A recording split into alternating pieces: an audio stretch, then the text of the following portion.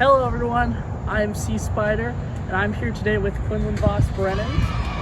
And today we're going to talk about some things we hate about Dawn of the Jedi, and maybe even have a little throwing contest. Yeah. In honor of Alex. In honor of Alex.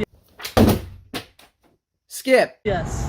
I sometimes, as you can see by the condition of this, I've given it a couple 1-2 Alex combos. You know, it's been through some things. It looks like it went through the washing machine, honestly. Yeah. If it did, awful. it deserved to be there. Dawn of the Jedi into the washing machine. Oh man. So, But, yeah.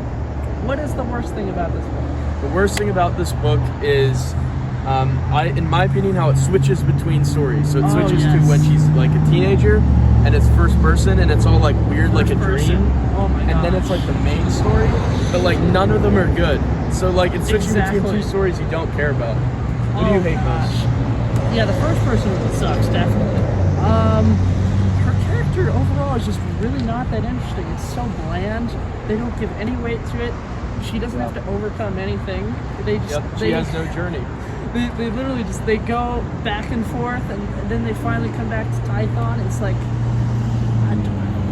and then it's so anticlimactic at the end. Yeah, the battle is so lackluster, and it's over so quickly. And then of course Dalian Brock, you know, he's just not even really a character. He's kind of this guy who just hates everybody, and he hates the Force, and you don't know why. And they just like tell us that he hates the Force, and then they don't explain any reason. It's so stupid. I hate it. And also the lack of connections to the comic book. Yes. Is frustrating. Oh my goodness. Like none of these characters appear in the comic, and none of the comic. Well, a couple side characters, but they're not that important. Anything. Yeah, exactly. What else do we hate about Dawn of the Jedi? The writing style. The writing style. The prose isn't very good. What's a good thing about this book? I didn't mind Trey-Sana. He's like not a good character, but he's okay enough that he like stands out amongst the bad. He's just like, it's some of the things he says. It's nice. It's a nice little change from blandness. Yeah. He adds a little flavor to it, you know. Yeah, that's the right word. He's like a little dribble of talent here, you know. Like Tim Levin was like, here's a sprinkle of good in our bad pasta. Where's the Force Wars at? Yeah, exactly. There's like such a lack of connection to the comics, and like comics are so good. You had a whole war you could have written books Exactly. but you decided to write something before. And so nothing happens for over 300 pages of this book, and it's so boring. It took me like 4 months to read it. I kid you not. I read like maybe a chapter a day.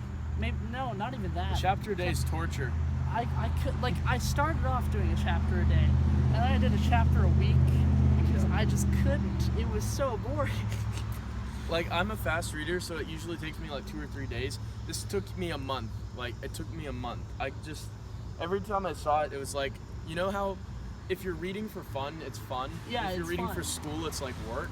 And it felt like reading for school. It felt like reading for school. Exactly, yeah.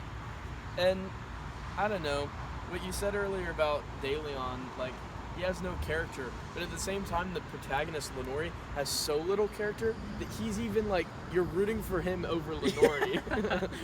You're rooting for the villain. Yeah, exactly, and not in a good way where, like, sometimes they, like in Darth Plagueis or Revenge of the Sith, they make the villain so interesting that you're kind of wanting them to win.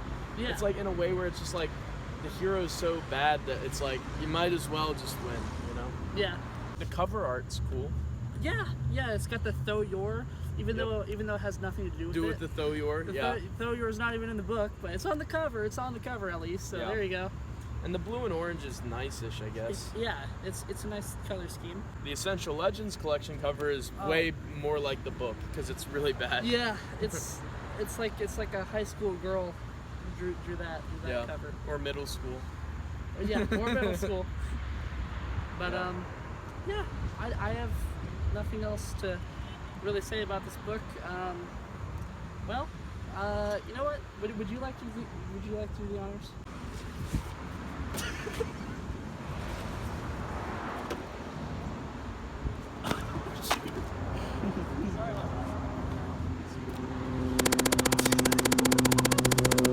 Oh goodness. Oh shoot.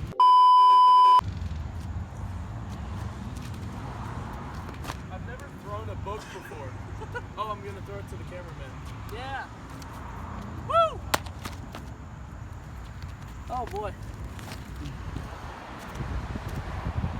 It's in good condition still. Really? Yeah, it's not that bad. You think you should Alex throw it? Alright, let's go. Oh god. That was in honor of Alex. That was for you. That was for you, Alex. You know, if there's one good thing to say about this book, it's pretty durable. if it can withstand anything. So. Yeah. If you needed a book that like could break a car window, this probably could. This is the one. Yeah. I mean, yeah. But if you want a book to read, this is not the one. Yeah, just get this and hard merchandise and just nothing can stop the power of both of them. Yeah. It's like the Infinity Stones on a gauntlet. Literally. Yeah. Yeah. Oh, you need Jedi in there too. Jedi in there for Matt Wilkins, hard merchandise in there for Alex, and Dawn of the Jedi for everyone. Knight Errant needs to be in there too. Knight Errant, that's, although I've heard that Knight Errant's better on reread, so we'll have to see. This see. doesn't deserve reread. No, it was torture going through this when I did my review. Like I was literally, it was such torture. I could not. I did not want to do the review, but I wanted to do it at the same time just to get it out of the way because it's so bad. Yeah. It's such a bad book. Yep. I hate it. I think that's what we wanted to say. Yeah. Before we go, do you want to throw it one more time? You Sure. want to throw it one more time? Here, I'll throw it up to you, and then you can throw it. Oh,